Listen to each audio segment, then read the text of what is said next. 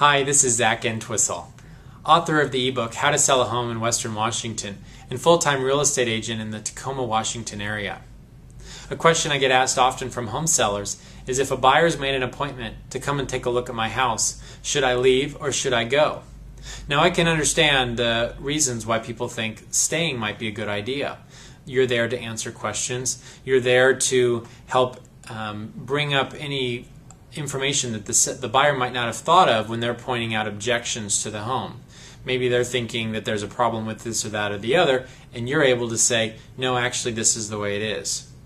My recommendation though is I'm always going to recommend you leave from the house during that period of time. And there's a number of reasons why. First, if a buyer feels like they're inconveniencing you in any way, most of the time they're going to feel rude and they're going to leave quickly because they want to allow you to move on with your life.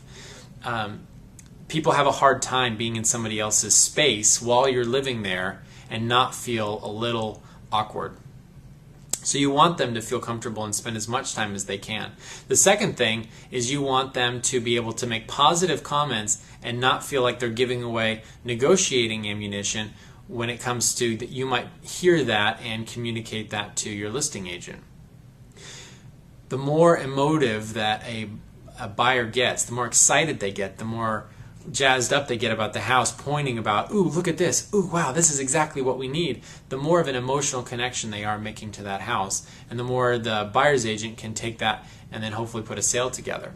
The third reason that I recommend it is you want the buyers to be making negative comments about the house, touching things and saying, you know what, I don't really like this wallpaper, I don't like the way that this wall is set up, I don't like this kitchen. The reason is, if they're making negative comments, a lot of times those can be buying signals because now they're imagining themselves in this space. What work would they need to do in order to make this space a space that they could feel comfortable living in? It's only when the objections are brought up that the buyer's agent can say, yeah, you can do that, but if the wallpaper doesn't suit you, it's really easy to fix it. Anything that you've got that you need, any questions that you feel like need to be answered prior to, is a good idea to make sure that that's in the marketing remarks so your agent and the buyer's agent can answer those questions when the buyer's taking a look at the property.